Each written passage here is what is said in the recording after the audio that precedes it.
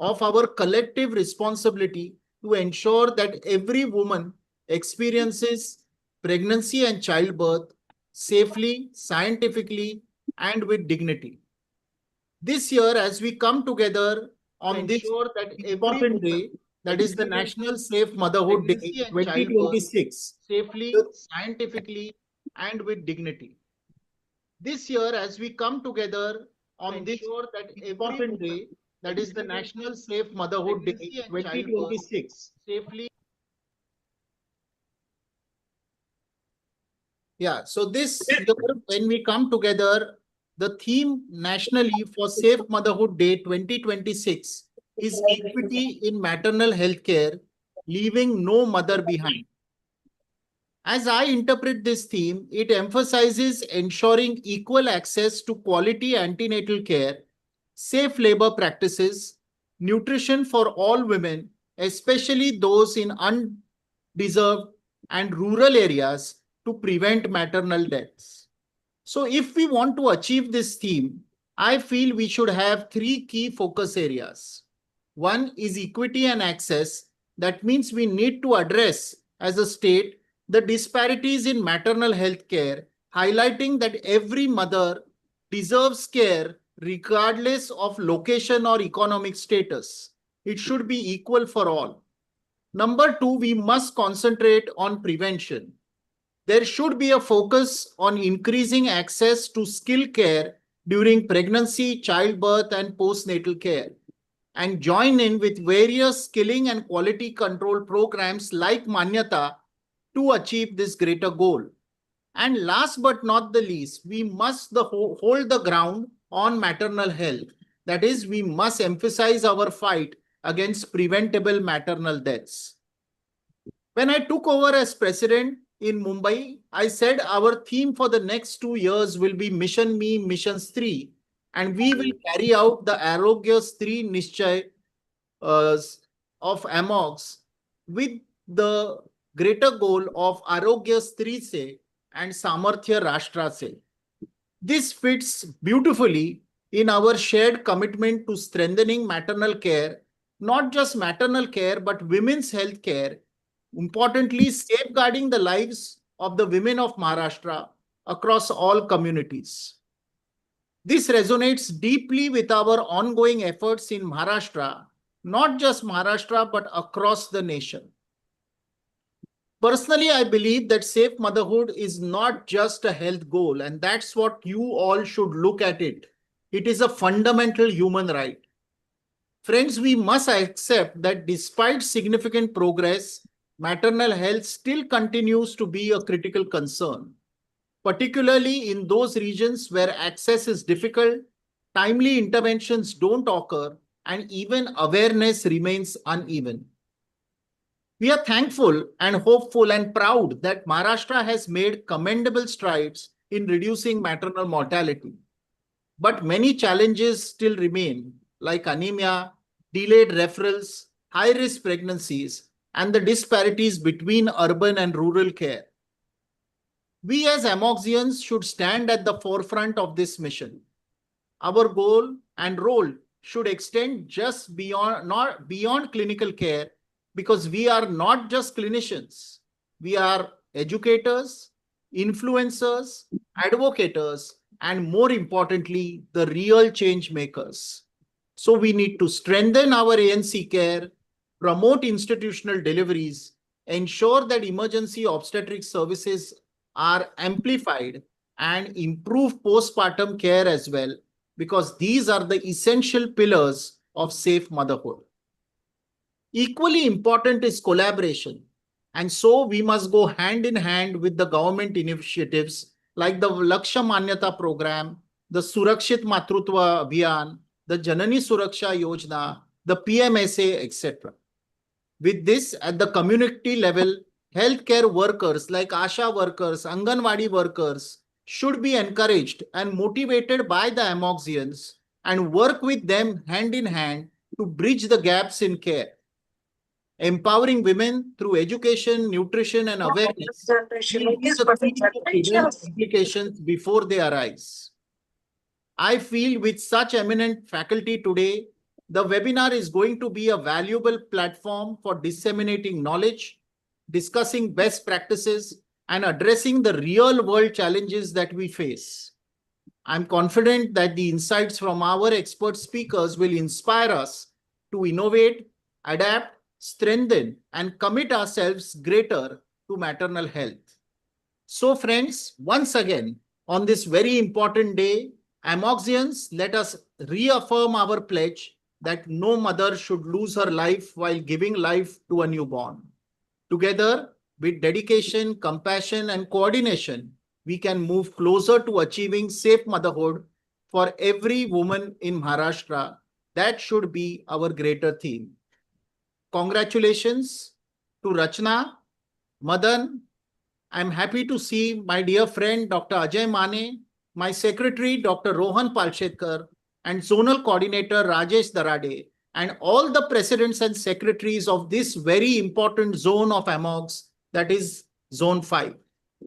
Once again, I'm happy that our esteemed faculty are present with us, and the delegates will definitely benefit from their wisdom. Thank you once again, and I wish this webinar a great success. Thank you. Thank you, sir. Yes, thank you so much, sir.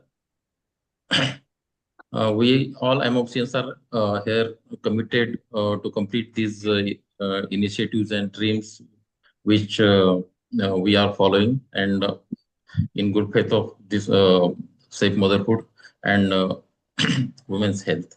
And I appreciate your mission and all the initiatives taken in your tenure, and we are committed to complete all this.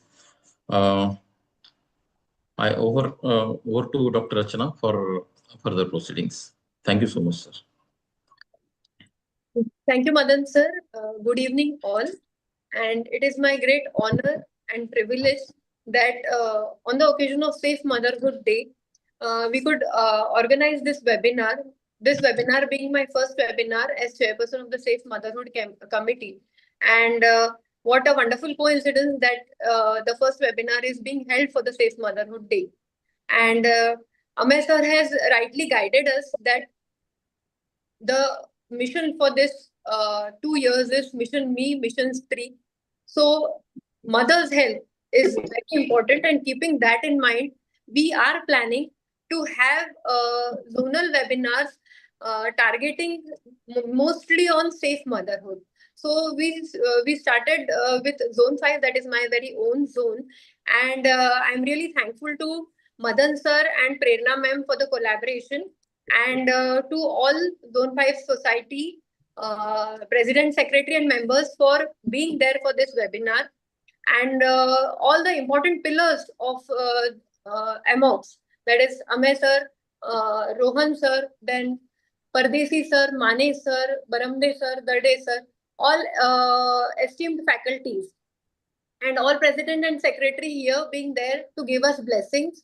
What more can we ask for from this webinar? So moving ahead, I would like to introduce our guest of honor for today, Dr. Ajay Mane sir. Ajay Mane sir has been past vice president of FOXI, and sir. Rachana, we'll skip that. No Yeah, problem. Before Ajay starts speaking, I just want to say one more word. One very important pillar of AMOGS, I am seeing him now because he usually enters the OT after the patient is induced. That is Dr. Kalyan Barmade. So I'm happy to see Kalyan also. Kalyan, thank you very much for joining in this webinar. Thank you, sir. Kalyan is our state coordinator, and more importantly, we all should hope that Kalyan will definitely rise to the post of VP of FOXI when he decides to contest for the election soon. No, he is unopposed this year, Ame. Me mantla, we should join in lifting him to that position. Yes, 100%, 100%. And to होणार, unopposed Thank you, होणार. sir, for the blessings. AMOGची power तेवढी आहे. Yes. So thank you very much for calling me. Chhatrapati Sambhajinagar, Latur, Jalna, Beed, Parbhani, Osmanabad, Nanded आणि Udgir zone 5 यांच्यातर्फे आजच्या या सुरक्षित मातृत्व दिवशी मी आपल्या सगळ्यांचं स्वागत करतो, आणि ऑर्गनायझर्सनी मला इथे बोलवलं त्याबद्दल मी त्यांचे आभार व्यक्त करतो. आपले सर्वांचे लाडके अध्यक्ष डॉक्टर अमेय, सर्वांचे लाडका सेक्रेटरी, त्या लाडका तो छोटा आहे त्यामुळे लाडका म्हणायचं, तर डॉक्टर रोहन, आणि मग माझे बंधू सगळे, आणि आपले सगळ्यांचे सिनियर मेंटर डॉक्टर राजन सिंग परदेशी सर, आमचा लहान भाऊ कल्याण, आमचे बंधू राजेश लातूरहून, आणि कन्व्हेनर्स मदन, रचना आणि Prerna. Prerna, you can understand Marathi, so I am speaking in my local language. So आता सगळं आम्ही सांगितलेलंच आहे सेफ मदरहुड बद्दल, त्याला मी मम म्हणतो फक्त हात लावून. त्यांनी इतकं डिटेल सांगितलं की मी आता परत त्याबद्दल बोलणं योग्य नाही. मी आजच्या कार्यक्रमाबद्दल बोलतो. आजचे कार्यक्रम आपण सेफ मदरहुडच्या दृष्टिकोनातून सगळं एकत्र ठेवलेलं आहे. 3 वेगवेगळे टॉपिक ठेवलेत, एकाच विषयावर ठेवणं हे फार बरं केलेलं आहे. टॉर्च इन्फेक्शन वरती आपले जगप्रसिद्ध स्पीकर आहेत पराग, तो बोलणार आहे, आणि त्याला चेअरपर्सन म्हणून विनायक आहे, शालिनी मॅडम आहेत, आणि जगदीश, हे तिघ जण आहेत. त्याच्यानंतर आपली अजून एक जगप्रसिद्ध वक्ती आहे रादर, त्यांचं नाव आहे डॉक्टर कोमल, मुंबईच्या प्रोफेसर लेवलच्या या विदुषी आहेत. आता विदुषी शब्दाचा अर्थ तुम्हाला शोधून काढा तुम्ही तुमचा. आणि यांना चेअरपर्सन म्हणून आमिर आदिनाथ, आमचा बंधू परत एकदा, आणि डॉक्टर मुसरत हे आहेत. त्याच्यानंतर पुढचं जे आहे तिसरा पोर्शन, तो आहे पॅनल डिस्कशनचा, आणि अतिशय महत्वाचा टॉपिक त्याच्यामध्ये त्यांनी घेतलेला आहे, तो आहे लायकर ॲबनॉर्मॅलिटीज, म्हणजे लायकर कमी झाणे, जास्त होणे, बरोबर असतानाही त्यात काय प्रॉब्लेम असणे, हे सगळं आहे. आणि याच्याबद्दल कोण बोलणार आहे, तर आपला मदन आणि आपली सुप्रियाताई, हे छान बोलणार आहेत. आणि त्यांच्या सोबत एक्सपर्ट म्हणून मिनल पाटील मॅडम आहेत. आणि पॅनलिस्ट कोण कोण आहेत, तर पॅनलिस्ट आपले रेणुका आहे, त्याच्यामध्ये डॉक्टर स्मिता आहे, नंतर डॉक्टर विष्णू आहे, रमा खूप दिवसांनी दिसते मला याच्यामध्ये नांदेडहून, त्याच्यानंतर अश्विनी आहेत, नंतर इस्माईल सर आहेत, आणि शिवाजी आहे आमचा दोस्त, आणि जयश्री आमची एमजीएमची सहकारी. तर इतक्या सगळ्या छान प्रोग्राम मध्ये मी काय तुमचा जास्त वेळ घेणं योग्य नाही. सुरक्षित मातृत्व दिवसानिमित्त आपल्या सगळ्यांचं मी परत एकदा स्वागत करतो, अभिनंदन करतो, आणि सुरक्षित मातृत्वासाठी आपण सगळे झटतोच आहेत, असेच झटत राहू, आणि महाराष्ट्राने केरळच्या पुढे जाऊन 1 नंबर मिळवावा, अशी एकच अपेक्षा व्यक्त करतो, आणि माझं बोलणं थांबवतो. जय हिंद, जय Maharashtra. Thank you, sir, for those wonderful blessings. And we are truly honored to have your presence. Our next guest of honor for today, our state coordinator, and our very own from Latur, Dr. Kalyan Barmade, sir. And sir needs no introduction anywhere, so I think I should just give him the mic and ask for his blessings. Thank you, Dr. Rachna, for this introduction. I wish all the best for this webinar. As Dr. Amaya sir and Dr. Ajay sir has already briefed about the importance of safe motherhood and the committee's role about the safe motherhood, which is very important. And Dr. Amaya sir has his vision for this year, which is very important, reducing maternal mortality and getting back to single digit. That is what he means, what committee number 1. So I thank Dr. Rachana, Dr. Madan, and Dr. Prerna for inviting me for this webinar. And I wish all the best to tenure of our Latur girl, Dr. Rachana, for her future. Thank you. Yes, sir. Thank you, sir, for those kind words and those wonderful blessings. And for the next session, I would like to hand over the mic to Dr. Prerna, ma'am. Thank you, Rachna. Wishing you all a very good evening, and what a magnificent evening this is. A string of stalwarts with us from the AMOGS. We have Dr. Rajendra Padesi sir, Dr. Ajay Mane sir, Dr. Rohan, Dr. Kalyan Barmade sir, and Dr. Amaya Purandare sir with us. And with all their blessings, we move ahead. And our next guest of honor with us is Dr. Rajesh Daradi sir, the Zonal Coordinator for Zone 5 of AMOGS. And Dr. Rajesh Darade sir has been an endoscopic surgeon at the Vaishnavi Hospital and Endoscopy Center, Latur. He holds many prestigious positions in national and international organizations and has many affiliations to his credit. We welcome you, sir. We are so very honored to have you amongst us. The dais is all yours for your blessings, sir. Thank you very much for the kind introduction. First of all, I would like to thank President, our young dynamic President of AMOGS, Dr. Amaya, and all the zonal chairpersons for this webinar. My friends, Dr. Ajay, Dr. Kalyan, Pardeshi sir is, I think, missing. and all my dear friends. First of all, I would like to thanks for inviting me as a guest of honor for this webinar. It's a very, very important webinar on safe motherhood. Regarding safe motherhood, already Dr. Amaya Manesar has elaborated in detail about the safe motherhood and how it is important in our day-to-day practice to reduce the maternal mortality and morbidity. This and Dr. Rachna is, I congratulate her for taking initiative and taking a first webinar on this, that is safe motherhood. This is a very, very important topic for all of us. So I wish all the best for this webinar and her this tenure as a chairperson of this committee. And thank you for inviting me for this guest of honor. Thank you very much. Thank you, sir. Thank you, sir. It was an honor to have you amongst us. And without much ado, we will move on to the scientific sessions. Dr. Prerna, Madan? Yes. Prerna, now we would Yes. like to have words from Dr. Rohan. Yes, yes. Rohan. Dr. Rohan.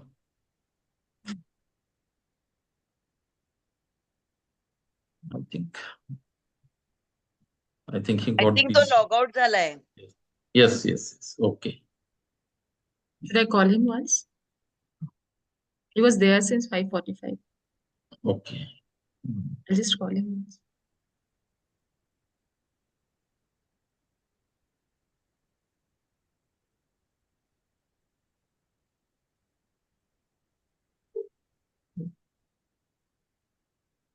I would also like to put on record the effort that Prerna is taking for helping and aiding Madan, Rachna, and all other AMOGSians in conducting webinars and other activity for the benefit of our members. Keep it up, Pradnya.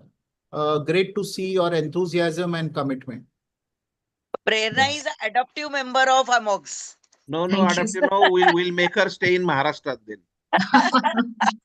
Thank you, sir. Thank you. By the time Rohan logs in, let me introduce him formally. Though he doesn't need any formal introduction, he is the current YTP chairperson, Young Talent Promotion Committee FOXY chairperson, and a professor at the D.Y. Patil School of Medicine. And he has various affiliations to his credit, wherein he has multiple publications in national and international journals. And he has been the FOXY Yuva Orator, ISAR Yuva Orator, and so many prizes to his credit. Prerna, thank you. Apologies, my network just disappeared in the lift. I managed to connect from the laptop. I just want to say that I think this is a fantastic initiative taken by the Safe Motherhood Committee as the first webinar of the committee. I think that's fantastic. And it's great to see collaboration between the zonal coordinators, the chairpersons, the state coordinators. I think that's the way AMOGS is going to go ahead when we collaborate together and work towards women's health together. On Safe Motherhood Day, we always believe our goal is to strive toward the betterment of women's health, especially in terms of delivery. I think Ajay Mane sir, Kalyan Barmade sir, Amay sir spoke beautifully, and they've put their thoughts across to what Maharashtra should be doing. But I have to give credit to all the gynecologists out there who take out the time and effort to learn and relearn and update their knowledge to ensure that their patients are getting the best health of best care possible. So I don't want to take much more time. I just want to wish Dr. Madan Kamble, Dr. Prerna Keshan all the best for their future progressions, as well as Dr. Kalyan Barmade sir whenever he's taking the leap forward, which we know is this year as well. So all the best to all of y'all, and I don't want to take much more time in stopping this webinar from going on. Thank you. Thank you, Rohan. Thank you. It's always a pleasure to have you, Amar. And we now move on to our scientific session without much ado, but I would like to request Dr. Madan to kindly extend the vote of thanks for the inaugural ceremony. Yes. I once again thank all the chief guests and guest of honors for accepting our invitation and blessing us for this occasion. Thank you once again. And taking this privilege, taking this opportunity, I would like to request all the presidents and secretary and all my voters on behalf of me and Dr. Prerna and Dr. Kalyan sir also, kindly vote for us in upcoming FOXY elections, which are going to be held in August 26. Thank you so much. Yes. Thank you, Okay. everyone. You all are winner for sure. Thank you so much, sir. Thank you so much for your blessings, sir.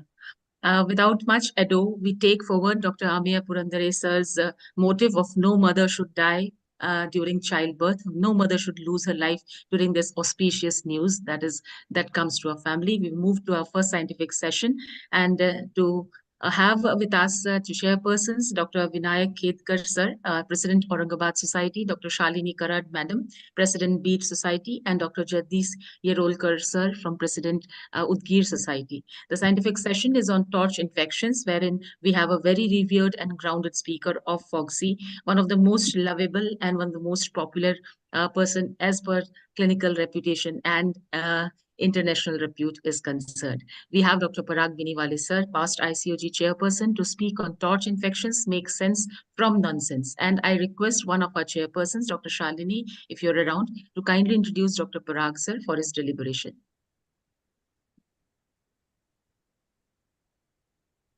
We can have Parag sir CV, please.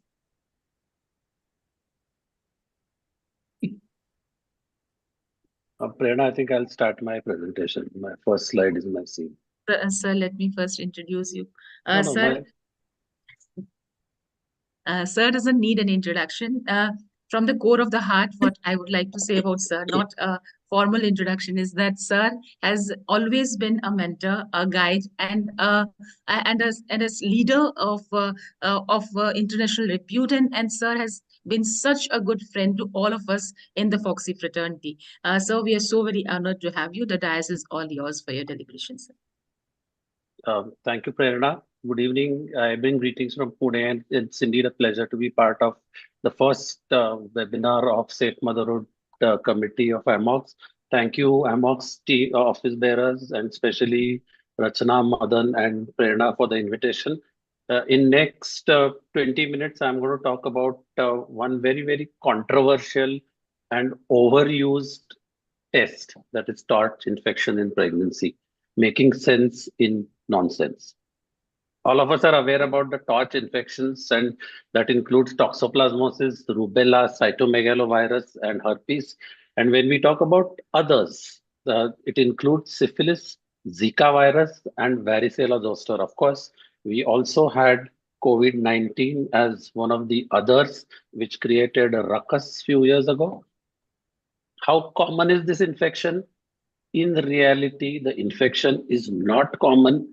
It is seen as approximately 2 to 3% of all congenital anomalies are attributed to perinatal infections. And when we talk about congenital anomalies, we know that the incidence per se by itself is rather very, very low. Just 1 minute, I'm not able to see my, yeah, this is better. Right. The initial evidence of infection may be seen during the intrauterine period at So birth. we can't see your PPT, sir.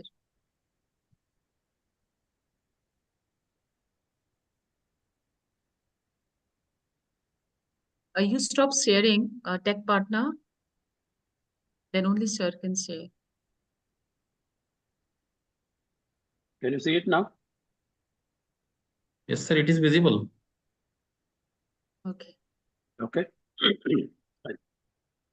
And these infections are evident at times much later, and in fact, they may be noted until years after the baby is born.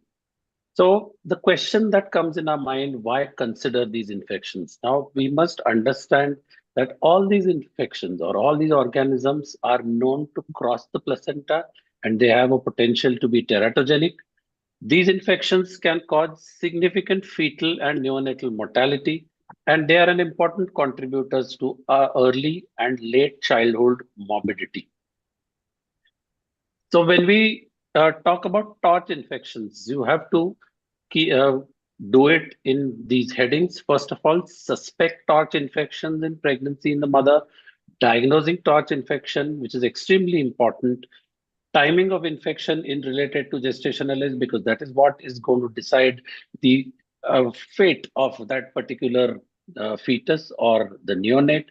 Diagnosing torch infection in fetus is again very, very important, because then you're sure that the baby is infected, and then you make a plan of management which is to be offered to this mother. So typically, whenever any pregnant woman comes with varied symptoms, which includes fever and tiredness, jaundice, hearing impairment, unexplained skin rashes, or even enlarged liver, and on examination, you realize that there are red or purple spots on the body, you start wondering what kind of infection is this, and here you must keep in mind that probably you are dealing with one of the TORCH group of infections. So torch panel screening is something which is indicated in pregnancy suspected to be complicated with congenital infections such as fetal hydrops, fetal brain lesions, unexplained intrauterine growth restriction or fetal growth restriction, and other sonographic markers of fetal infection. So not all pregnancies or not all babies who are looking apparently normal should be offered a torch testing because it is unlikely that they're infected with any of these torch groups. Pregnant women with non-vesicular rash with other signs and symptoms which are suggestive of systemic infection, and here we have to keep specifically rubella and parvovirus B19 in mind. Pregnant women with significant contact with a person of such illness should be investigated for rubella and parvovirus B19 infection, irrespective whether they develop a rash or not. Coming to the universal screening, is it really needed? Foxy in 2014 came out with a statement, and that's valid even today in 2026, that routine full torch panel screening is not recommended in low risk asymptomatic pregnant women. And this is a very important take home message for all of us. Routine screening for torch is unhelpful and should not be done for investigations of recurrent miscarriages. Especially, I'm sure all of us are observing that women who have 1, 2, or 3 miscarriages in the first trimester are often asked to undergo torch testing not only once, but then we've seen reports where these testing is done every 3 months. And I've seen in one of the patients that for 3 years, this lady was avoiding pregnancy because her one of the IgGs of toxoplasma was found to be high, and the doctor was not allowing her to become pregnant. So here, routine testing of torch is not an investigation for recurrent miscarriages. Similarly, IAP came up in 2022 with a statement that routine screening for syphilis and hepatitis should be done antenatally, and we as OBGYN specialists are doing it routinely. Routine torch panel is not recommended in low risk asymptomatic pregnant women. It is unhelpful in recurrent miscarriages. Torch screening is indicated in presence of fetal hydrops, unexplained growth restriction, and sonographic markers of fetal infections, and unexplained fetal anemia should be screened for parvovirus B19. Coming to the timing of torch infections in related to the gestational age. Now here we have to understand that paired serology and avidity testing are the two tests that will help to time the infection in relation to the gestational age. So there are certain factors which will influence the clinical decision, and we have to keep these in mind. Number one, paired samples have to be tested at least 4 weeks apart. Availability of avidity testing should be ensured. Gestational age, when signs of infection and fetal affection are detected. And we also have to keep in mind that medical termination of pregnancy is not permitted beyond 24 weeks. So if you find a baby beyond 24 weeks with as one of the torch infections, then we of course need to refer this particular woman to the specialty board to take a further call. There are certain issues in the diagnosis which we must keep in mind. The fetal infection can be suspected if maternal infection has been diagnosed during the pregnancy or fetal ultrasound suggests infection. Definitive diagnosis of fetal infection is only possible by amniotic PCR. The amniotic fluid PCR will become positive only after 4 weeks from the maternal infections. So if at all you are planning amniocentesis, please time it accordingly. Don't rush to doing amniocentesis because it may not be useful. It may not show any evidence of infection, while the infection may be seen 4 weeks after the episode. So evidence of fetal infection does not necessarily mean fetal affection. The fetus may not have structural anomalies in spite of getting infected. So there should not be a knee-jerk reaction. We really have to be very, very careful before offering any kind of decision to our patients. So long-term fetal sequelae are something which are really not predictable, and we should uh, take the reports with a pinch of salt. Of course, extensive counseling of patient is very, very important. Now, coming to the clinical manifestations, the slide is very, very busy, but these are very, very specific pointers. For example, if you are suspecting congenital toxoplasmosis, here there could be intracranial diffuse calcifications, hydrocephalus, chorioretinitis. In babies who have congenital syphilis, there are skeletal abnormalities, and these babies later on may develop persistent rhinitis or maculopapular rash. Congenital rubella syndrome presents as cataracts, congenital glaucoma, or even pigmentary retinopathy. These babies do have congenital heart disease or even radiolucent bone disease and sensory neural hearing loss. Cytomegalovirus can result into thrombocytopenia, microcephaly, periventricular intracranial calcifications, hepatosplenomegaly, and sensory neural loss. So all these infections do have a negative impact on the life of the growing baby. Herpes simplex virus, if the infection is acquired perinatally, then it can result into CSF pleocytosis, thrombocytopenia. There could be abnormalities in the liver function. There could be conjunctivitis associated with it. And in utero HSV infection, which is very, very rare, can result into abnormalities of eyes and brain. And varicella, in fact, can result into microcephaly, and babies born will have vesicular skin lesions. And Zika infection, which again had taken everybody's attention, especially in the state of Kerala, where there were cases of microcephaly reported, where these babies also had intracranial calcifications and ocular abnormalities along with sensory neural hearing loss. So how do you offer a management plan to our patients? Coming to toxoplasma, now we have to understand that maternal infection is detected by serological test, which should be followed by amniotic fluid PCR for detection of fetal infection.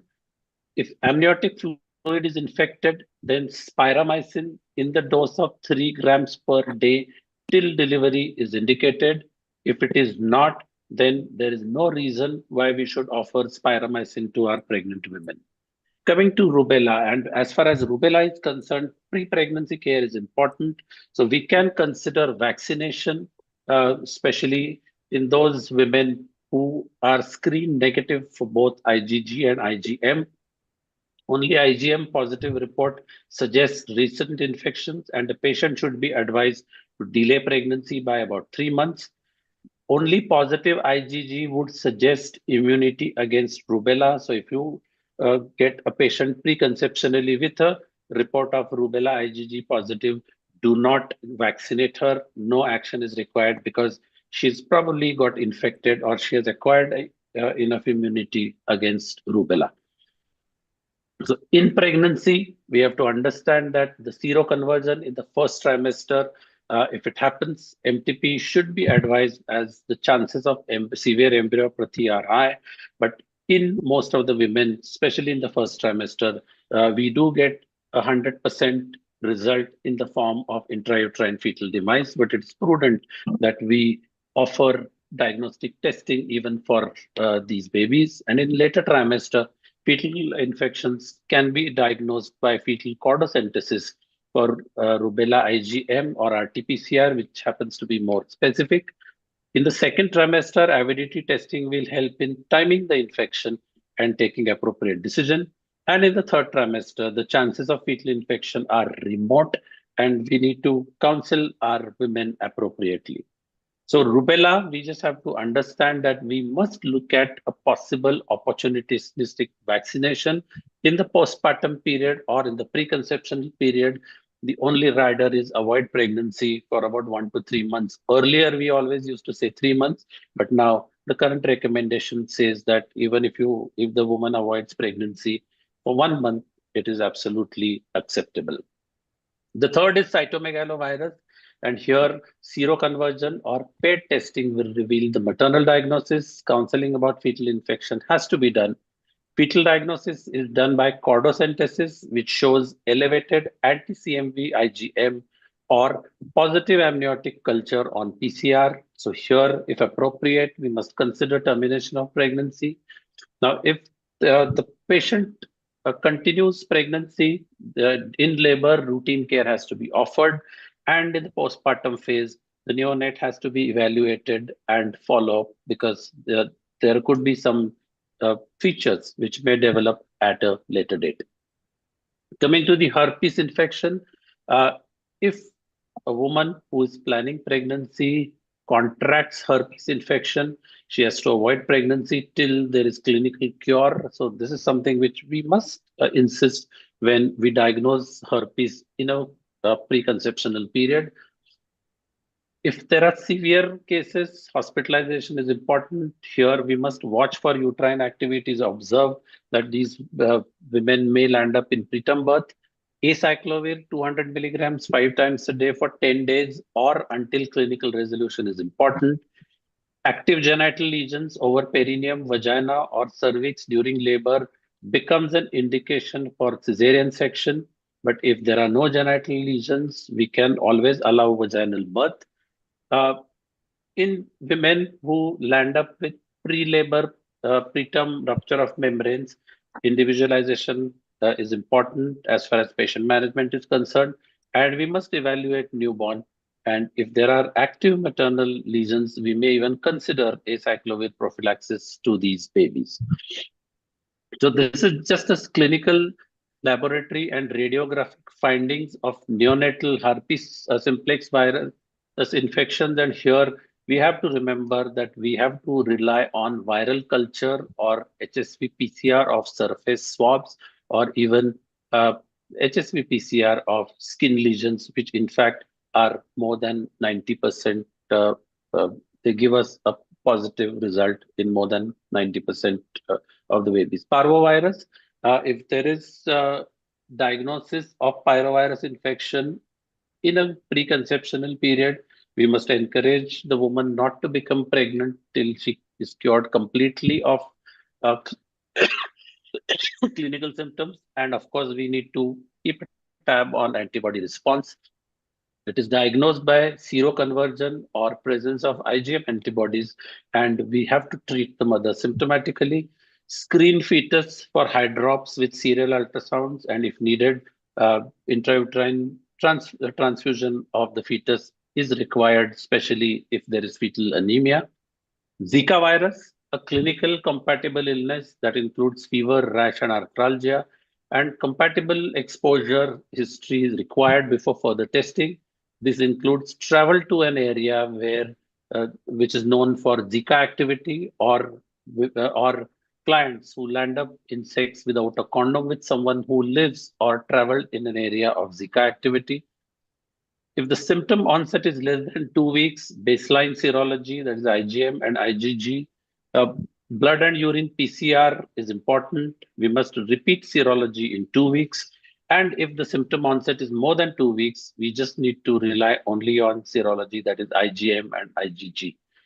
A systemic review of TORCH infection, now this was published in 2022, which stated that the clinical utility of TORCH serology for non-specific ultrasound abnormalities, such as isolated fetal growth restriction or isolated polyhydramnios, is low. So again, an important message for all of us is that even though we are suspecting a growth restricted baby or polyhydramnios, then the scan has to be done by an expert who has the knowledge of how a baby would look if it contracts a TORCH infection in utero. Coming to the antenatal torch serology, time to start choosing wisely, because antenatal torch serology was of zero diagnostic yield for congenital infection during the study period. And this is what the Swiss study says. Inconsistency in the interpretation and management of torch result highlighted the absence of a well-defined clinical pathway. So selective testing for specific infections based on clinical and ultrasound features should replace a reflex torch serology at our institution. And this is what is very, very important for all of us to understand. So is routine torch testing necessary? Antenatal torch screening for growth restriction is of minimal utility and is often performed as a reflex rather than in response to specific clinical syndromes. So a more guided approach with selective testing is needed. And this is what the Open Forum Infectious Disease has very categorically stated in December 2022. So the question remains to do or not to do, whether we should offer it to all, and let's be sensible. Say goodbye to torch panel, use it individual test judiciously wherever indicated. There is no role of torch in recurrent miscarriage. So let's discourage even our friends who may not be OBGYN specialists of doing torch testing in recurrent miscarriage. And of course, if we diagnose a torch infection, it has to be a team effort and a multidisciplinary approach. And thank you very much. And I take this opportunity to invite all AMOGSians to Pune for the 53rd World Gestosis Conference on 16th and 17th of May. So once again, thank you, Madan, thank you, Rachna, thank you, Prerna, for this opportunity. Thank you, sir. That was an extremely enlightening, enriching, and an elaborate talk on torch. It was such informative and insightful, and a truly incredible one from you. Your depth of knowledge and the clarity of thought and years of experience shown through the extremely thorough deliberation. Thank you so much, sir. Over to you, our chairpersons, Dr. Vinayak, Dr. Shalini, and Dr. Jagdish, sir, for your expert inputs. Thanks a lot, Dr. Parag. As usual, Dr. Shalini. We just thought that we can keep on hearing you. It's like you made the topic so easy that everybody is like expert now. Otherwise, this is really confusing topic. You really made it very simple. Thanks a lot, Dr. Parag. Thank you, sir. It was very nice explanatory because everybody, the patient who are coming towards general practitioner, they are doing always torch test when there is first or second abortion.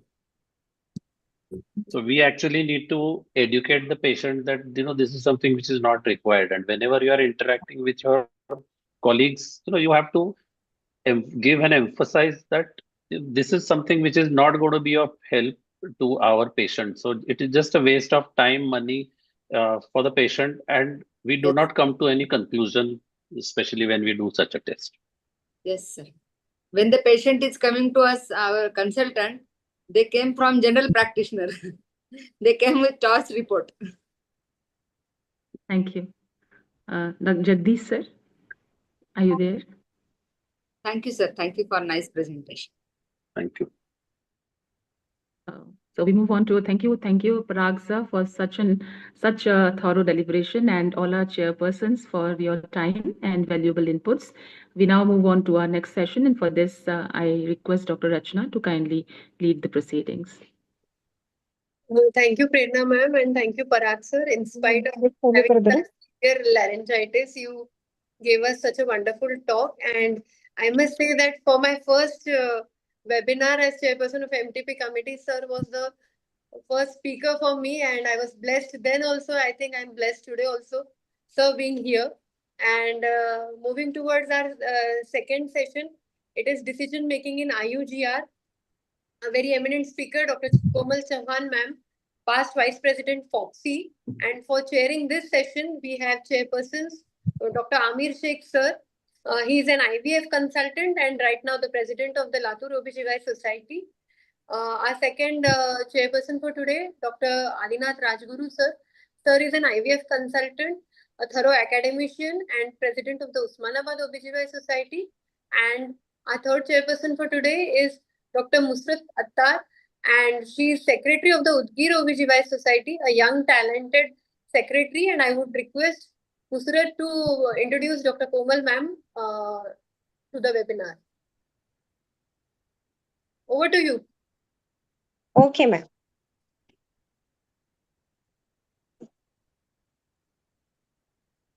Good evening, all. Today's webinar addresses a critical clinical challenge, decision making in IUGR. Managing growth restriction is Komal a ma'am, delicate balance of timing and precision. Am I audible? yeah, you're audible. Can we have Komal Chauhan madam CV on the? Yeah, thank you. Yes. Yeah, please go ahead.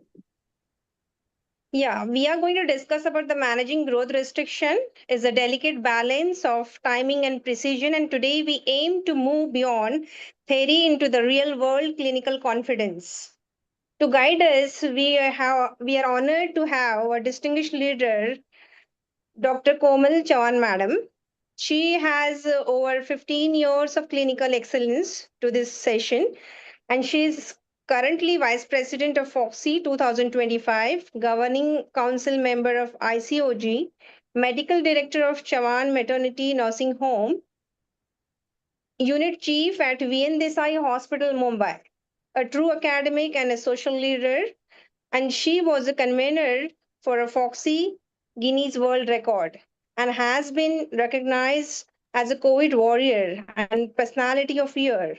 Her role as a national expert for UNICEF projects like Lakshya makes her uniquely qualified to discuss fetal outcome and growth restriction. Yes, So, thank you. madam, we are eager to learn from your vast experience on how to navigate the complexity of IUGR. The Yes, virtual floor is yours, ma'am. thank you Thank you. so much for the lovely introduction, and really honored to meet our colleagues from all the Zone 5 of AMOGS, that is Aurangabad, Latur, Jalna, Beed, Parbhani, Osmanabad, Nanded, and Udgir. And regards to all the members, our Foxians out there and Amogsians. And my regards to Dr. Amay Purandare, who's uh, can I share my screen? I think just allow me to share my screen. Yeah. So my regards to the AMOX president, Dr. Amay Purandare, Dr. Rohan Palshetkar, and all the conveners who have planned this excellent. Can you see my screen? Yes, ma'am. Yeah. Yes, ma'am. Yeah.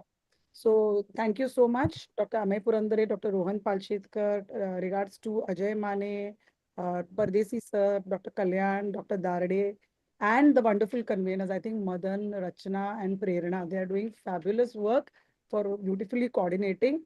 And on the occasion of the Safe Motherhood Day and the first webinar, I am really pleased and to be part of this important discussion, which is going to talk on decision making in IUGR. I think when we talk about motherhood, the baby's health and the outcomes do really matter. And that is the reason the IUGR is, or the fetal growth restriction, is something which is already a dilemmatic situation.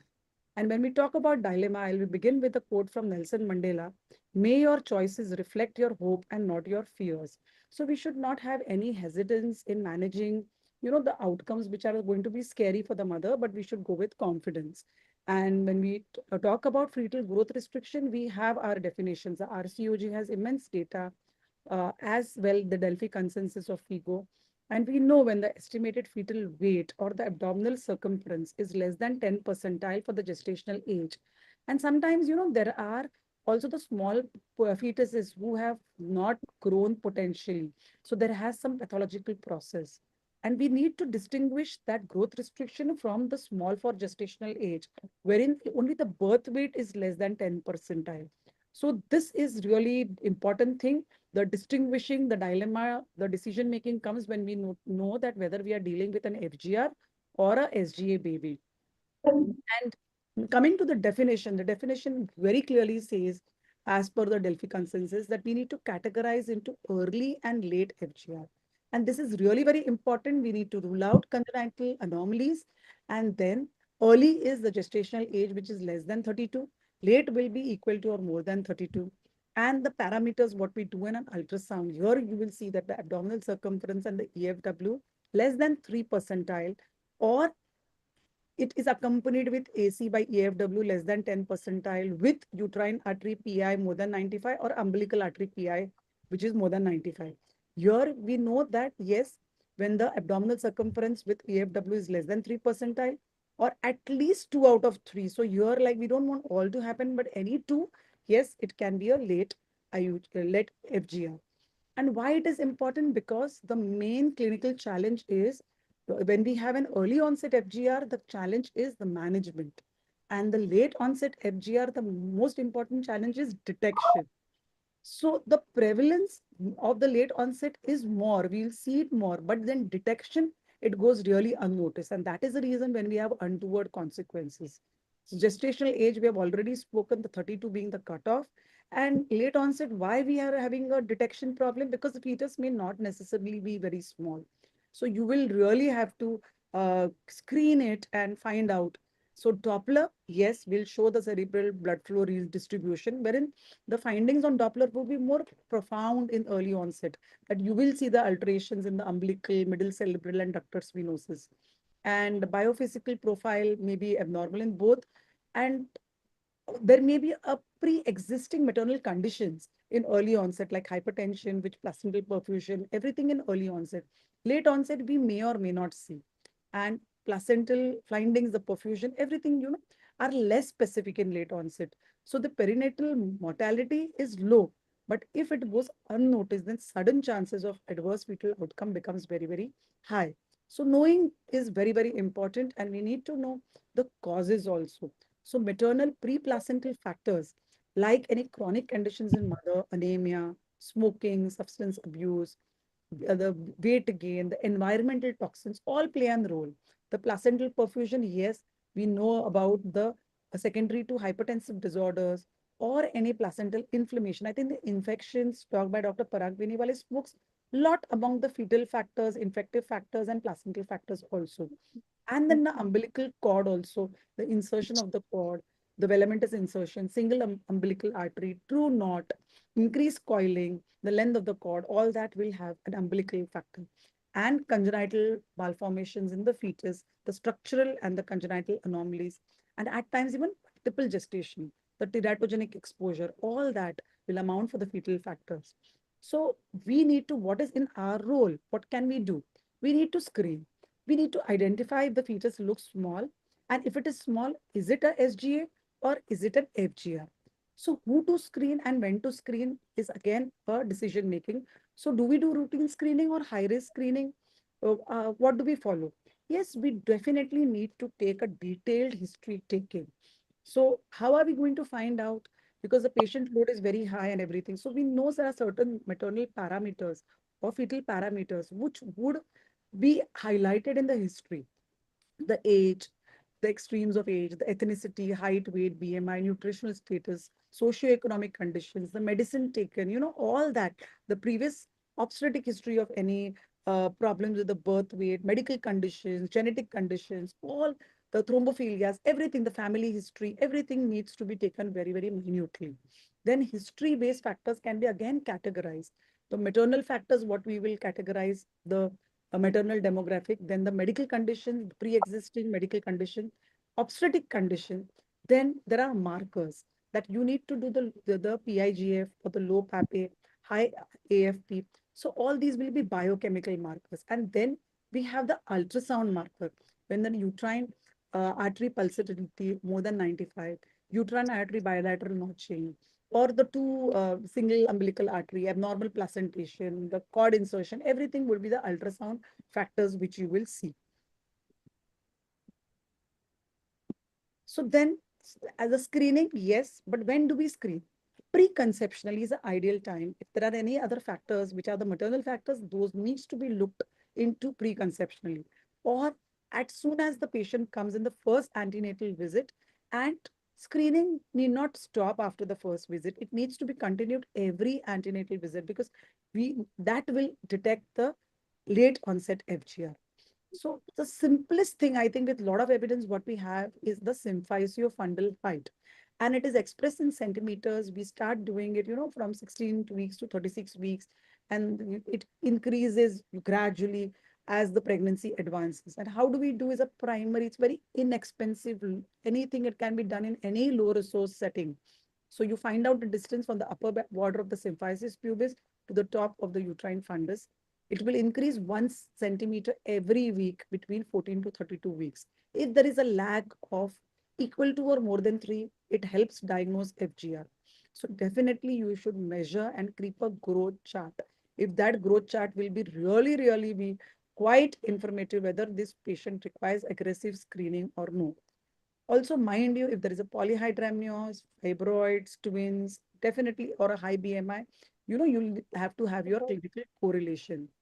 Then coming to the ultrasound, yes, but ultrasound after 24 may not be, but the growth scan ideal time is the 32 to 36 weeks, wherein you can find out and you can actually keep the symphyso-fundal height anthropometric measurement. And then if you find out there is a clinically going a lag, that time you can have an early growth scan as a screening for an FGR.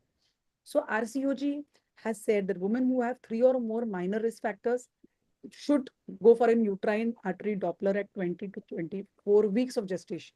And women who have a major risk factor or abnormal uterine artery Doppler, you need to do serial ultrasound monitoring starting from 26 to 28 weeks.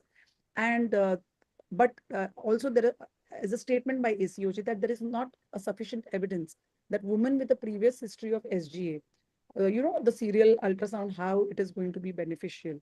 So only thing what we can do is, if we have the history, what we can do is prevention. So aspirin, a low dose aspirin, if we start in the previous history of SGA, then that will be really beneficial if it is commenced before 16 weeks of pregnancy. Then coming to the diagnosis, yes, sonography, growth charts we spoke. Doppler, very important because we need to know Doppler for the uterine placental insufficiency, the uterine artery, umbilical artery, and the ductus venosus in MCA, everything. So these are the parameters what you see in the vessels. So umbilical artery, you see placental resistance, fetal cardiac afterload. This actually will have the risk of hypoxia or absent or reverse diastolic flow, increase high risk of acidosis. Then MCA, yes, cerebral hypoxia. And ductus venosus will tell you about the relevance will be the inflow of oxygenated blood to the fetus. So that is really hampered, and here we have a risk of fetal mortality and morbidity in near future. So you need to know if that is affected, you need to be really very quick in your decision making. Then other parameters are the aortic isthmus, which shows the interface of the oxygenated and deoxygenated blood. It indicates the oxygenation in the cranial supply, and this suggests of neurological risk. And maternal uterine artery, it is from the placental resistance on the maternal side. So placental perfusion is affected. So all these important vessels should be monitored when we are doing a scan for an fetal growth restriction. Apart from scan, we need to do certain hematological investigation also, the complete blood count, the coagulation count, peripheral smear. You need to find out the associated maternal conditions, the biochemical factors to rule out any organ problem like liver, kidney, the GDM, sugars, everything needs to be monitored. The autoimmune factors, the ANA factors for the SLH needs to be ruled out. Also, your anticardiolipin antibody, lupus anticoagulant. These needs to be done. Yes, because we need to take care. If there is any problem, we need to monitor so that these patients don't land up into fetal growth restrictions. Infections, yes, torch was discussed, but maternal serology does have a role because infections and FGR go hand in hand. And sometimes you have unexplained risk which comes, and infection diagnosis also we need to do it because you need required to do the investigations for it, and it may be not clinically diagnosed. So you should suspect high index of suspicion, as in there may be possibility of infection. Then ultrasound, yes, we will be doing it. And ultrasound needs to be detailed done to the fetal, also if required, the soft markers, the fetal markers, the Liker abnormalities, fetal echo, all that is very, very important for the fetal factors and the Doppler velocimetry also. Sometimes there are genetic factors.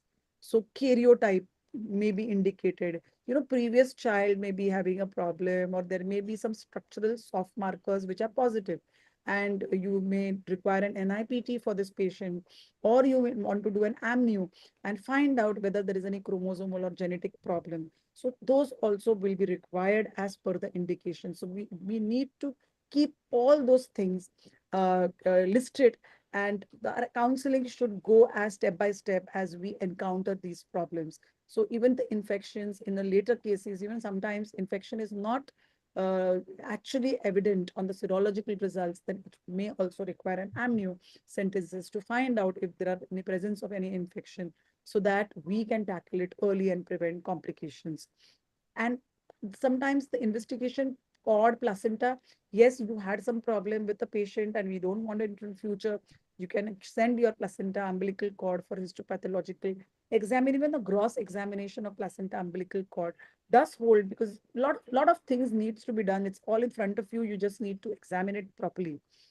Then coming to the role of steroids, when we are thinking it's an FGR and we may have to deliver this PP in anticipated manner, if it's really early, before 34 weeks, yes, there is definitely role of antenatal steroids. You need to give steroids. Steroids will improve the outcomes definitely. And if it is less than 32 weeks, magnesium sulfate for neuroprotection becomes the must, because that will reduce the perinatal mortality, cerebral palsy, and also the gross motor dysfunction in the future. So when we have evaluated, we know now this patient is having uh, uh, fetal growth restrictions. How do we monitor, and how often do we repeat? You have done one scan, we have reassured. And how often do you repeat, and when do you deliver? That means becomes a dilemmatic. So monitoring is that you tell the patient about fetal movement count. She keeps a daily fetal kick count. And if the kick counts are showing that, yes, she's having some amount of decrease, fixed time, you need to counsel them, give them a chart, and they make it and maintain. And after food, they can count the kick count. And if that is the estimation, I think it is really great, because patients do come very fast saying, they are that the bacha ghoom nahi raha hai. And when they come with that thing that a baby is not moving, you definitely have your tools to find out. So fetal heart rate monitoring you can do by a CTG, BPP, or a fetal Doppler. All that monitoring will be really helpful. So when to repeat? Ultrasound assessment of growth every 3 to 2 weeks, not earlier than 2 weeks by ACOG. Uterine artery Doppler should be the primary surveillance tool in FGR. And when umbilical artery Doppler flow indices are normal, it is reasonable to repeat surveillance every 14 days. So like when things are normal, 14 days is the time which is given by all guidelines. Abnormal flow, yes, you need to repeat it. And if it's an absent reverse or end diastolic, repeat surveillance daily basis if you're keeping. So this is as per the ACOG and RCOG. So here we have this chart, and here when we have an SGA, we're talking about a small baby SGA, the risk of stillbirth here is low. So you need to do growth scan every 2 weeks. You can do an NST once a week. If pregnancy is equal to more than 37, you can consider, 1 to 2 times a week VPP NST, and you can keep the patient under monitoring. So this is actually an SGA. Even an uncomplicated FGR also you have, which everything looks normal on ultrasound, everything. You can again keep the patient monitoring with daily fetal kick count, growth scan every 2 weeks. Same way you do Doppler and everything. But if you have FGR with mild abnormalities, you see Doppler abnormalities, the uterine artery, MCA, CPR, anything of this, the oligo or anything is suboptimum, the risk of stillbirth still is low, but your monitoring needs to be a little frequent. You will start giving steroids here. You will start doing BPP NST twice a week. You will do Doppler sometimes twice a week. And this will really be, you will be a little vigilant in this case. But if you have a patient with umbilical artery absent or a reverse flow, the risk of stillbirth becomes high. So this patient needs to be admitted. Steroids needs to be given, magnesium sulfate definitely less than 32, and you need to keep her indoors and monitor her fetal heart sounds, ensure fetal lung maturity, and then we can plan delivery. So the delivery is very, very important. The FGR infants recognized before birth who undergo surveillance and timely delivery have a 4 to 5-fold reduction in mortality and severe morbidity. So really important is the timing of the delivery. And timing of the delivery, this is a chart which is explaining very well. So SGA and everything, we can safely, uncomplicated, we can safely go till 39 to 38 weeks, and you can induce them. They go into labor because Liker is normal, everything is normal. You assess the Bishop score, deliver them properly. But if the patient has a mild abnormalities and you know the gestational age, you know that the Liker is having an oligohydramnios, and plus the parameters that the uterine artery PI or the MCA PI is affected. You need to deliver her early. So 34 is a cutoff. After 34, you can safely deliver. You can induce depending on the Bishop score. But you need to keep that in mind that this patient may high chances of an operative delivery or a cesarean section will be required. So you need to assess. And if there is an absent or a reverse flow, yes, whatever the gestational age, you need to give steroids, you need to give magnesium sulfate, and you will have to do a section because induction and everything, this baby may not go to all that induction and delivery. So there may be chances of distress. So you need to be very vigilant. And if it is an abnormal ductus venous Doppler, this is really a fatal condition. And whatever the gestational age, you need to deliver by cesarean section and give the baby to the NICU, and a good NICU setup is something which is required. So indications, the absolute indications for delivery, yes, there can be even maternal factors also when there are some severe preeclampsia and you have an FGR with it, or fetal decelerations, the late deceleration, the biophysical profile goes down, yes. But the relative will be the other sign. This year you can actually consider the gestational age, but your gestational age consideration will never not happen about it. And then we need to keep this patient under good check, monitor, deliver them depending on your setup. So this is ultimately the summary of what we spoke. First thing is that the clinical decision making needs the history, the drugs, the biochemical workup, what you do, the ultrasound, measuring the symphysiofungal height, correlating it with your ultrasound, very, very important. You identify first the SG and FG are the most important. Investigate with detailed history, the monitoring, what you can do on the OPD basis, what you can do in labor ward, the timing of the delivery, very, very important, and the outcome, what we give. But what is most important is you should not leave towards the end, because there are even long-term complications. There is an effect on, can affect the height later on. The neurodevelopmental issues can come up with this baby. There is an increased risk of future non-communicable disease, including obesity, diabetes, hypertension, and cardiovascular risk. And even the mothers, because they may be having a pre-existing maternal condition with an FGR. These mothers also require a lot of care later on because they may have increased risk of chronic conditions, the illness and organs needs to be under check. So these mothers and these babies need to be watched. So our role doesn't end with just delivering, but even for repeated follow-up. So with that note, I will end with a quote that is by Plato: a good decision is based on knowledge and not on numbers. So when you have all the knowledge and you rightly know, and you know how is your team, you know how is your setup, and you know how you can give the uh, uh, good results to your patient, your setup and everything. You should just go with your instinct, deliver and give outcome. And counseling becomes very, very important because you need a good team, a multidisciplinary approach. We need a good pediatrician, an ICU setup, and a good backup at your institution so that everything is documented properly. Thank you so much for your patient hearing. Thank you, ma'am. It was indeed a wonderful lecture, and it is always a pleasure listening to you. It was such an informative and lucid talk, and I'm really thankful. And moving towards our chairperson, Dr. Amir Sheikh, sir.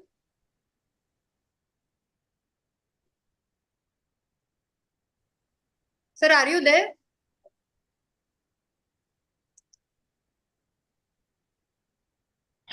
Dr. Rajguru, sir.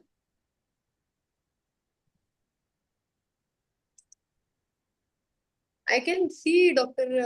Amir Sheikh, sir. But, Huh? yeah, sir, please.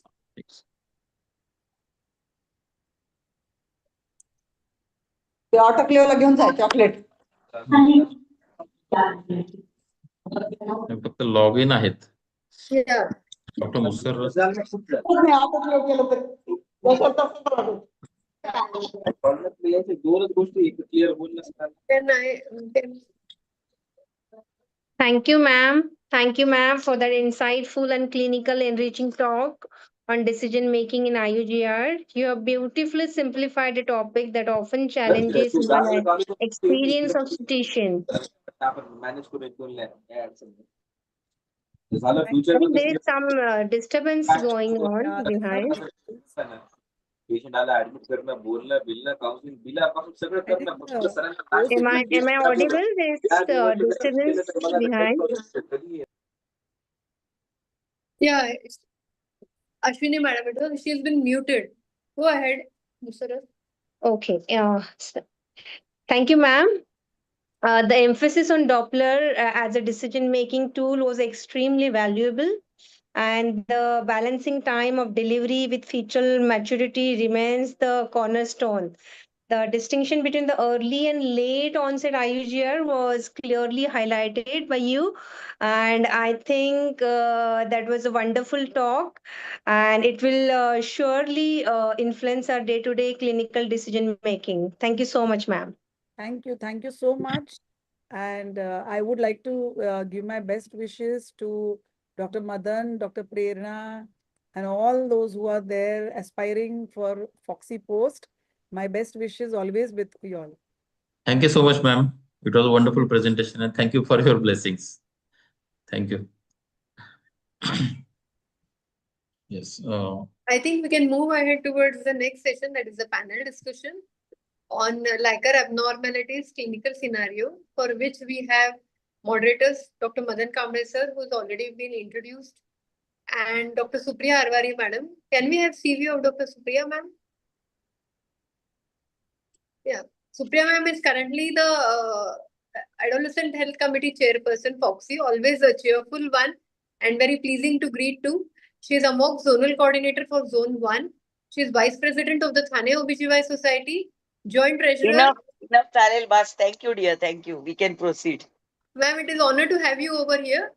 And likewise, I request you to take the panel ahead. Sure. Thank you so much. At the outset, I must thank Dr. Amaya Purandare, Dr. Rohan Palchetkar, and entire AMOGS team for conducting such a wonderful webinar, and all the invitee member societies who are here. I can see all the office bearers. Warm welcome to all of you, and special congratulations to Madan, Rachna, and Prerna for putting together such a beautiful program on a very, very important topic, which is very, of great concern to the grassroots level gynecologists. And I'll request all three of them to repeat these kind of sessions in all the zones, so inviting all societies, because this is the messages which need to percolate into our grassroots. And can I request my co-moderator, the very charming Dr. Madan Kamble, to invite our panelists and give a brief introduction of all the panelists, and then we can start the panel. Yes, thank you so much, Dr. Supriya. It's my privilege to welcome and introduce our esteemed panelists. Today, expert for the panel is Dr. Minal Patil, who is the president of Nanded Obs and Gynae Society. I think ma'am is currently busy in OT. She will join later. The panelists, Dr. Renuka Alsi, Secretary, Aurangabad Society, Dr. Smita Pandit, who is the Secretary of Jalna Society, Dr. Vishnu Tarse, Secretary of Latur Society, Dr. Rama Kadam, who is the Secretary of Nanded Society, Dr. Ashwini Kubde Madam, Secretary of Parvani Society, Dr. Ismail Mullah, Sir, who is the Secretary of Usmanabad Society, Dr. Shivaji Sanap, Sir, who is from Bid Society, and Dr. Jayasri Yadav Madam, who is the President of Parvani Society. I welcome all the esteemed team of panel, and I request Supriya ma'am to take over. Thank you, sir. Yes. Sure. Thank you, Madan. Warm welcome to all of you. And since I am on board, तर त्यामुळे काहीतरी शायरी झाल्याशिवाय पुढे सरकणं थोडं कठीण आहे. तर मदन बुवा, can you just shift the slide meanwhile. एमॉक्स असल्यामुळे मी खास मराठीत एक शायरी आणली आहे. ओके. आणि आपल्या टॉपिकशी फार निगडीत आहे की पोटा पाण्याची सोय बघता दोन्ही त्याच्यात अर्थ शब्दांचे प्लीज पन इंटेंडेड, की पोटा पाण्याची सोय बघता उदंड सोसल्या कळा, जोरकर बाई बोलून बोलून कोरडा पडला गळा. पोट्या पाण्याची सोय बघता उदंड सोसल्या कळा, जोरकर बाई बोलून बोलून कोरडा पडला गळा. नॉर्मल की सीझरच्या विवंचनेत, नॉर्मल की सीझरच्या विवंचनेत पिकत चालल्या बटा, अन सायंकाळच्या सुंदर आभाळात सुद्धा का मज दिसती मेकोनियमच्या चटा. तर जबरदस्त. This is a typical life of gynecologist, obstetrician specifically. So आपण आता we are going to discuss one very important aspect which absolutely we deal day in and day out, and that is the Liker abnormalities. As we explain to our patient, I like to tell them की आपलं पोटात असलेलं बाळ हे मासळीसारखं असतं. ज्याप्रमाणे मासळी पाण्याशिवाय जगू शकत नाही, त्याचप्रमाणे बाळ सुद्धा पाण्याशिवाय जगू शकत नाही. And less or excess either ways can be troublesome not only for the patient, for the baby, but also big headache for the obstetrician. We know that liquor, the amniotic fluid, or what we call as a liquor, is secreted from the amniotic sac, and it usually it reflects the function of the placenta. It's a transudate from the maternal circulation across the placental surface and fetal membranes, active secretion from amniotic epithelium, transduction across the surface of the umbilical cord and fetal placental circulation, contribution from fetal urine, tracheobronchial secretion, and transfer across fetal skin. So this is a kind of multi-origin of the liquor. Can we just, yeah. So I think we can just skip these slides. These are too much of theory. Yeah, let us stop at this slide, and let me start with the panelist. Dr. Renuka, तुम्ही आहात का? Madam, Is Dr. Renuka? Yes, आहे. Renuka madam, would you like to first, before we go to abnormal, would you like to tell us what would we consider as a normal amniotic fluid? Ma'am, normal amniotic fluid depends on the gestational age. So from the first trimester, it should be around 50 ml at 12 weeks, 400 ml to half liter at 20 weeks, and it should be more than 800 to 1 liter at the full term, that is 36 weeks. If at term it reduces less than 700 ml, or the AFI deepest pocket is less than 4, then we should be considering that it is an oligohydramnios and should take intervention. Right, that's right. And so normal amniotic fluid also is usually clear. It will be colorless like water, or maybe light, very light, some floating vernix, but otherwise it will on an average be a clear fluid. Can we have the next slide? Okay, Smita madam आहेत का? Smita madam, are you there? Smita ma'am? Vishnu सरांना बघितलेलं मी मगाशी. हा, Vishnu sir आहेत की? Yes, ma'am. Yes. Sir say, ha. Yes. Sir, can you just tell us what is the function of the amniotic fluid during pregnancy? The function of the amniotic fluid is like cushioning effect for the fetus, and it prevents the cord compression. Then it provides room for the growth. Then it helps for the development of the pulmonary system. Then protects fetus from the trauma, maintains temperature, and it prevents adhesion formation between the fetal parts and the amniotic sac. Right. And also acts as a nutritive value for the fetus. Very true. So it is the fluid in which the baby is floating. It gives nutrition. It acts as a shock absorber.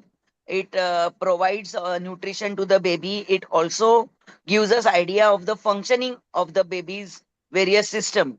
So, whether baby's upper GI is well developed, whether baby's lower GI is well developed, whether the respiratory system is well developed. So the fluid volume will also change according to the development of these various systems. Thank you, sir. Madan sir, next slide. Okay. Rama madam मला कुठे दिसल्या तर नाही. Rama madam आहात का? Rama madam, Ashwini madam is there. Yes, Jayashree Ashwini madam is madam. also there. Yeah. So Rama madam आहेत का? नाही. Ashwini madam, No. what is Yes, ma'am. clinical importance of the amniotic fluid? Can you just enumerate? Ma'am, if primary gravida patient is there, like elderly primary gravida, age is on more side, like above 35. Yeah. So we can do genetic screening by amniocentesis, and if previous history of abnormal baby or any genetic syndrome, then we can evaluate that patient also by doing amniocentesis. And Right. for medical legal purpose also. Very right. So we can use it for amniotic fluid testing. And Once patient, upon a time, it was also used for second trimester abortions. yes, We still do that. So by yes, ma'am. that time, ethacridine lactate was very popular. So extra amniotic we used to do And instillation. Yes, it yes, is ma'am. also decision making, ma'am. Depending upon its value, we can plan the delivery or otherwise counseling purpose also. We can do the counseling of patient, and accordingly we will manage that one case. Very right, Yes, madam. ma'am. Yes, ma'am. Yes. Madan sir, can we have the next slide? Yes. Okay. I think Ismail sir आहेत. Dr. Ismail Mullah, how Yes, would ma'am. we how would you do the assessment of the amniotic fluid index? Because that is the single most important thing, so that our decision making will be changed. So how would you assess the amniotic fluid? Actually, amniotic fluid assessment is done by ultrasound. We measure amniotic fluid index in all four quadrants. We measure deepest vertical pools in four quadrants and calculate it. And in a single deep vertical pocket is also measured. It is 2 to 8 ml deepest vertical pool, and amniotic fluid index is 5 to 24 is within normal range. Very right, sir. Very right. Next slide. Dr. Sanap Shivaji Sahib. He was among the first few to sign up. आहेत का Shivaji sir? I think he has logged out. Then Jayashree madam is there. Jayashree madam. Jayashree madam होत्या. Jayashree madam आहेत ना? Jayashree madam, are you there?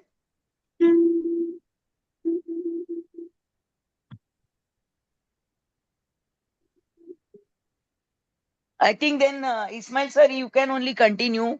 What are the abnormal things that we will look in the amniotic fluid? What abnormalities we'll look at and how they can help us to diagnose? Actually, the color of the amniotic fluid gives us a very clear clinical presentation. If the amniotic fluid is greenish in color, then it signifies it is as a meconium stain like it is a golden yellow in hemolytic conditions of the baby, like in RH incompatibility. Then dark brown color in if there is a macerated or retained dead fetus is there. Blood stain like may be there in antepartum hemorrhage, and sometime in post maturity maybe it may be mixed with greenish yellow like color. And if prolonged PRM, there is odor, this foul smelling amniotic fluid also signifies there is infection also. Very true. Very correct, sir. So I think with this, more or less, we have covered about the basic part of the normal fluid. Now, how do we define oligo and polyhydramnios? Can we go back to our either Renuka ma'am or Smita ma'am? Renuka ma'am? Renuka madam?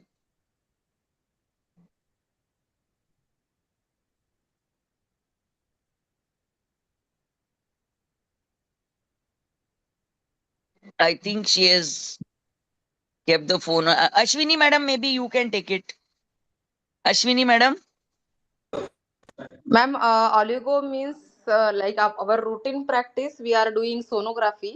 By sonography, if AFI is less than 5 or deepest vertical pocket less than 2 centimeter. Ma'am, I am audible? Yes, yes, absolutely, yes. Yes. Yes. And if poly, the AFI should be more than 25 and deepest vertical pocket more than 8 centimeter. Very right. Very right. Yes, ma'am. Yes, ma'am. Yes. Okay. So what are the common causes of polyhydramnios? Who would like to take? Vishnu sir? Yes, ma'am. Yes, sir. Ma'am, in most of the cases, the causes for polyhydramnios is the idiopathic cause, and we will divide in fetal causes, maternal causes, and placental causes. In case of fetal causes, there is anencephaly, spina bifida, esophageal and duodenal atresia, then TOF, absent stomach bubble, then cleft lip, cleft palate, congenital diaphragmatic hernia. In case of maternal causes, there is diabetes mellitus, then twin to twin transfusion syndrome, then non-immune hydrops, and placental hemangiomas. That's right. So basically, commonest causes are anemia or diabetes in the mother, and either some anomalies in the baby, either fetal hydrops or some kind of fetal infections. Next slide. Madan sir Jayashree madam ना call करता का कारण त्या logged in आहेत पण she is Okay. Not responding. हा, कारण बिचारे इस्माईल आणि विष्णू आणि अश्विनी त्यांचा तिघांचा वायवा घेतल्यासारखा वाटतोय मला. ठीक आहे. या घेऊन टाकूया So, पुढचा. yeah. So, I think with this, we can just पुढे जाऊन let us start with the case presentation. एखादा क्वेश्चन पुढचा मी घेते. What are the clinical presentations of polyhydramnios? Ashwini madam, would you like to talk on this?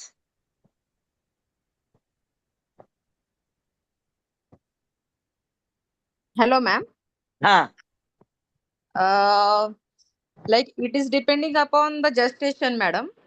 If in early gestation, like in second trimester, 28 weeks, patient is like bearable for this polyhydramnios. By scan, we can diagnose that. But once the gestation increases, patient is complaining of distension of abdomen. Again, because of that distension, she is complaining of dyspnea, then sometimes pain and edema due to the pressure, and sometimes Right. it can land up in the preterm labor, madam. Yes. So basically, over distension, distress, Yes. Yes. breathing difficulties. Very correct. Yes, ma'am. And when we examine also, we may find that the gestational age and size of the uterus don't correspond. So it is a larger Yes, for yes. gestation size Yes, uterus, yes. over Yes, ma'am. distended, tense abdomen. These are the findings that we can commonly have. Yes. Yes, ma'am. So let us now go to the case discussion. Let me hand over to Dr. Madan Kamble for taking up the first case. Madan, over to you. एक minute. Hello madam, join हो ना, busy आहेत? Yes. Okay okay. Actually Shalini madam पण आहेत आपल्या बरोबर. हो, she Shalini can मॅडमना join. सुद्धा आपण त्यांचे पण इनपुट्स घेऊ शकतो. Yes, Shalini yes. Madam. Jayashree madam is also there. हा Yeah, anyone, हा Jayashree. anyone can participate. Yes Now, yes. now after completing the basics of this like abnormalities, we will move on to actual Yes, case sir. scenarios. Jayashree So, madam तुम्ही पण आमच्या बरोबर panellist म्हणून राहा. I the panelist हो हो आहे आहेत ना मॅडम. त्या. हा. Yes. Yes, हो आहे yes. आहे. हो yes. The case is continue. like this: one primary gravida with 36 weeks gestation, who has AFI of 29 centimeter with no other obstetric high risk factors, and sugars are normal. Now she wants to know the timing, mode of delivery, and she is worried about the baby and wants to know the prognosis and the line of action, what the doctor should do and what will be the outcome she is worried about. Now, what is apply your clinical knowledge because these cases we are handling in day-to-day practice. Anyone can take this question. Yeah, Jayasri ma'am.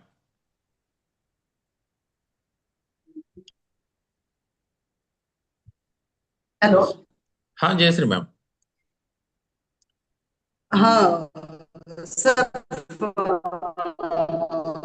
first we will counsel her about consequences of, we will advise her to take injections, steroids, if as there are chances of preterm delivery. Again, we have to counsel them on the part of baby may need NICU admission, and we have to plan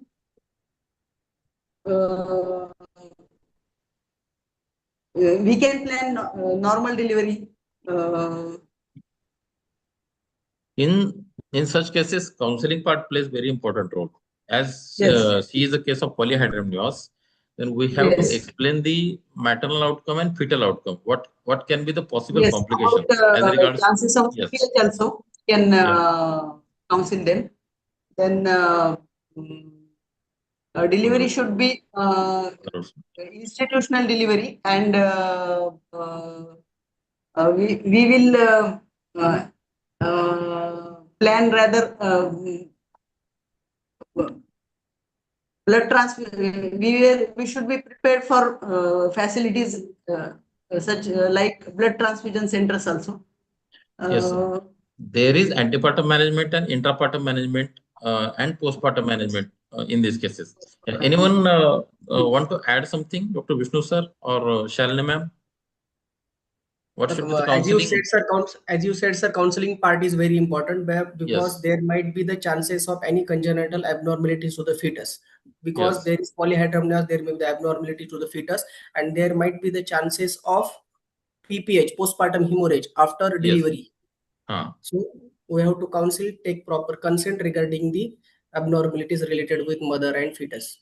Then intrapartum complications also and postpartum complications also that we have to counsel. Then how to manage? Sir, already she is 36 weeks. Better to admit her, sir, because Yes. already 1 week to go, and she's also like AFI is also 29. It is on more side.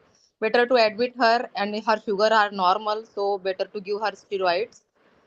Okay. Steroid coverage as per RCOG guidelines. Already crossed 54, but still we can give steroids for maturity. One simple And thing you would like to do. Would you like to give head low to her? yes, sir. Yes, sir. Head low. Yes, sir. Okay. Yes. And accordingly, we can admit and monitoring and scans, Dopplers we can see, and we'll plan the depending upon the position and all like that we can plan for delivery. Is there any role of amnio reduction?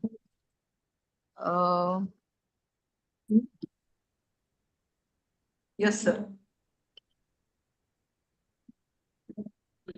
Okay. Generally, 1 to 1.5 liters of amniotic fluid is removed over 3 hours. Yes. And there is also a role of endomethacin, but in selected cases. Okay. Then what are the complications of just we have discussed these complications of polyhydramnios in pregnancy and this cord prolapse, also abruption, PPH. These are the possible complications. Yes. What are the recommendations of this Society of Fetal Medicines? Are the antenatal fetal surveillance is not required in isolated mild idiopathic polyhydramnios. Just treat it as a normal case. And isolated mild idiopathic cases, spontaneous labor at term, or we can have induction at 39 weeks also. But in cases of severe polyhydramnios, tertiary care center is needed, as we have discussed as far as the complications are concerned.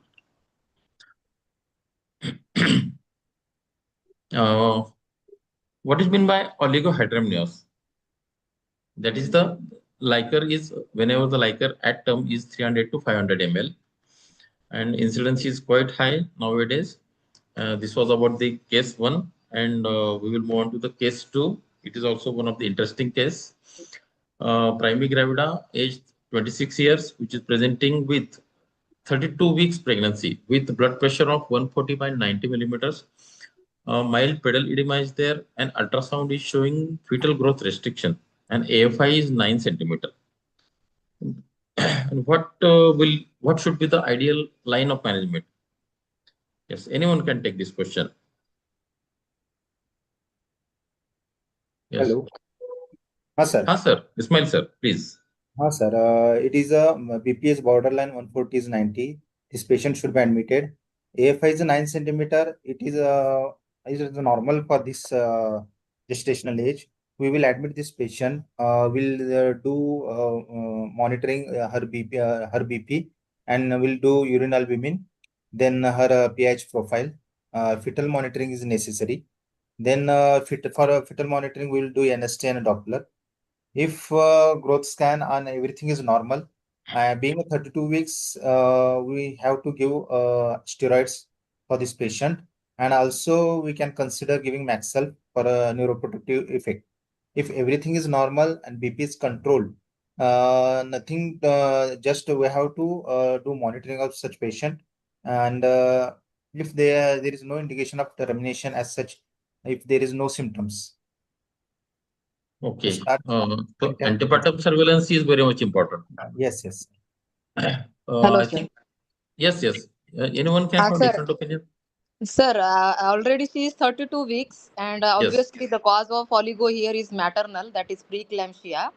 So we can monitor her BP like bi-weekly, and we'll already do the Dopplers.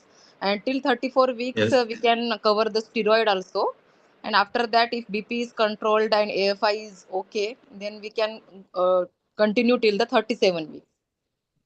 Yes, we are very much. We will try to continue up to 37 weeks. But blood pressure monitoring is very important as far as preeclampsia and its complications are considered. Yes, and we can have weekly NST also, and serial ultrasound with Doppler flow. These are very important tools. Yes. And already she is a case of fetal growth restriction. So better to have induction or delivery at 37 weeks in this case. Yes, sir. Yes. Then what are the possible complications of oligohydramnios? Yes, Jayashree madam. Sir. Yes. What are the possible complications of oligohydramnios? What can happen? Hello. Yes, sir. Bola. Sir, IUGR, then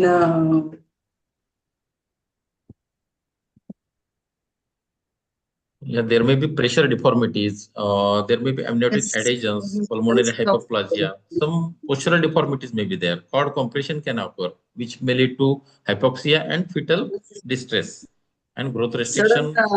Sudden IUD chances. Then Yes. Whenever there is very severe oligohydramnios or absent liquor, there may be high chances of cord compression and maybe muconium. There may be muconium stain like that. Yes. Fetal distress or sudden intrauterine death can occur. Yes, these are the complications. Yeah, this is again one Potter's syndrome. In Potter's syndrome, there is pulmonary hypoplasia, oligohydramnios, T means twisted skin, wrinkles are there, and twisted face. Then extremity defects and renal agenesis may be there. What is your opinion about this measurement of AFI? 4-quadrant AFI is good, or a single deep vertical pocket is good? What is your opinion? Yes, anyone? Yeah, Vishnu sir, Renuka. Deep vertical pocket is better I think so, because AFI is objective phenomenon, so it will overdiagnose the oligohydramnios. There may be the more chances of induction of labor or more chances of operative interventions due to the failure of induction. Yes, sir, you are very correct. Nowadays, this DVP is preferred method. And what are the treatment options for oligohydramnios? How we treat in our cases? Just apply our clinical knowledge, what we are doing practically. What we are giving for oligohydramnios? PIH is there, we will first control the blood pressure. No, ma'am, about oligohydramnios. Just treatment of oligohydramnios. काय देतो आपण त्यांना?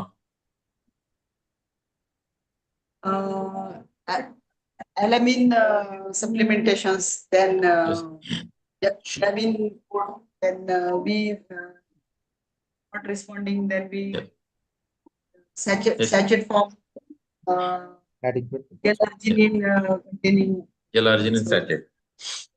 Was the general management principles like she should have adequate rest and adequate hydration. Adequate hydration. If needed, we can have IV fluids.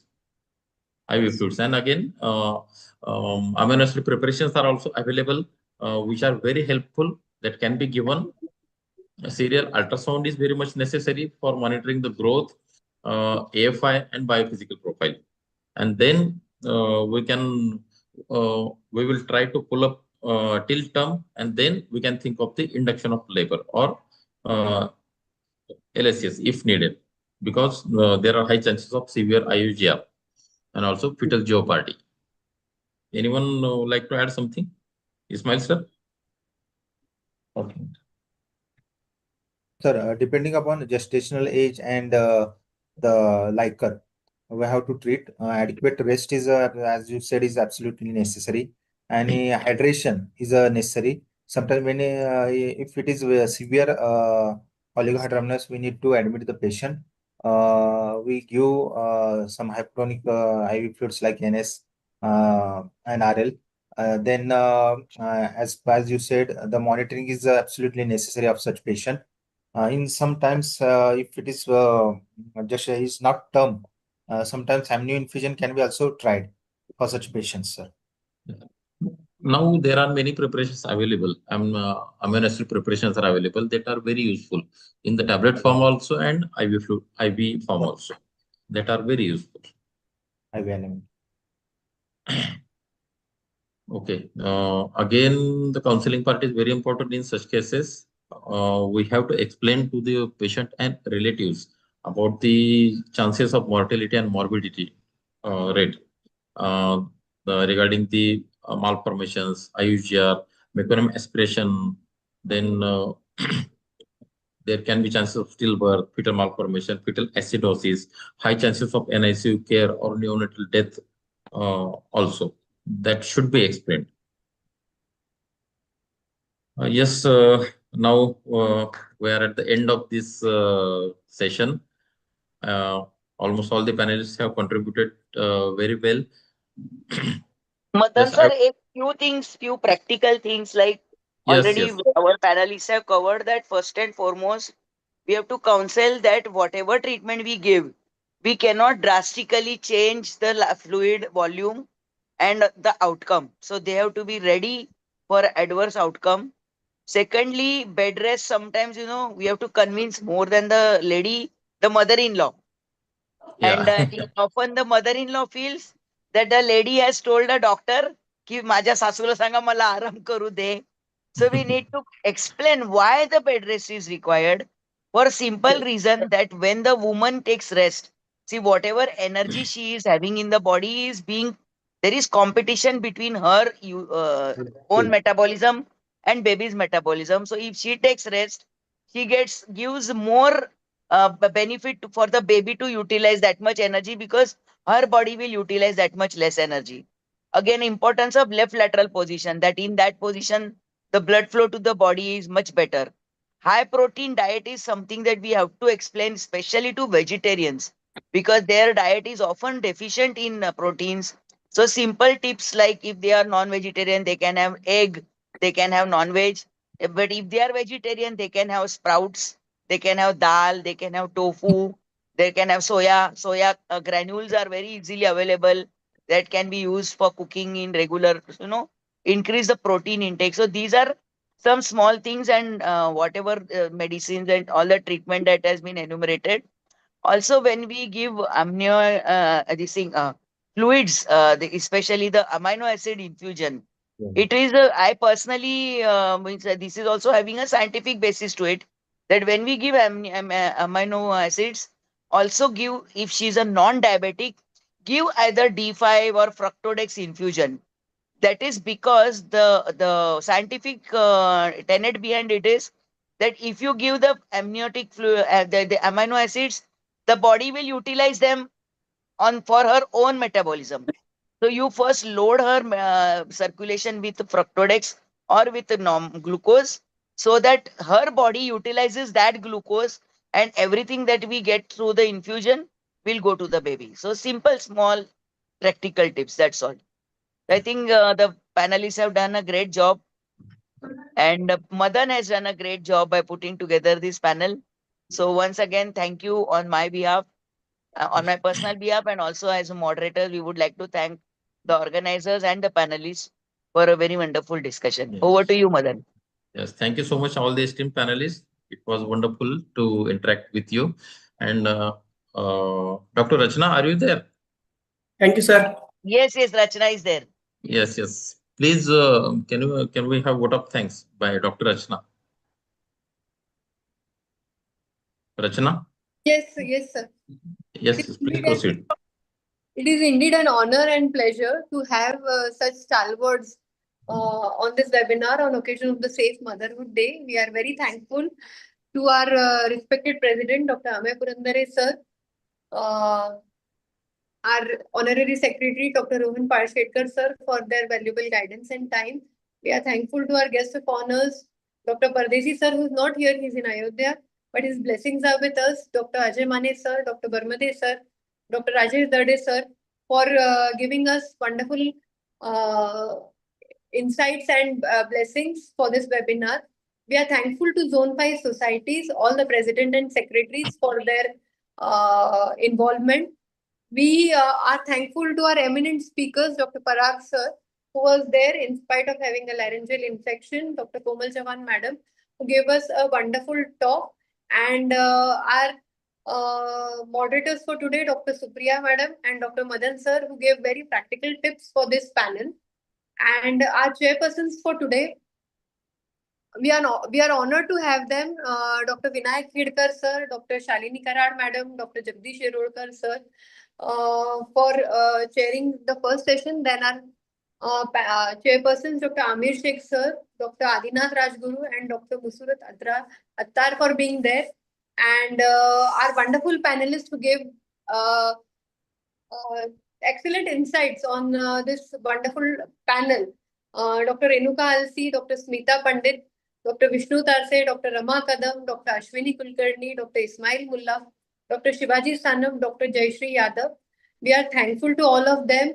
We are thankful to Dr. Prerna Krishnan madam for her association with us, and I'm really thankful to Madan sir, because I just asked him that, sir, I need to do a webinar on safe motherhood, and he was there helping me out. So thank you so much, Madan sir, and our pharma team for their technical guidance, the corona remedies.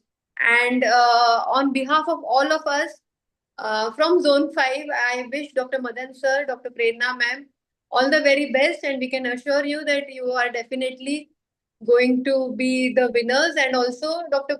Baramde sir, if he's standing for election, I think he'll be unopposed, but then if he's there, definitely best wishes to sir. And thank you so much everyone for joining in, and our delegates who are there since 2 to 3 hours listening to this Safe Motherhood program. We are really thankful to all of them. Thank you so much. Yeah. चलो Thank you. प्रेरणा कुछ बोलना है प्रेरणा? Thank you. Thank you, Rachna, and thank you, everyone. Thank you, Supriya Di. Thank you all the eminent faculties and all our chairperson, panelists and everybody.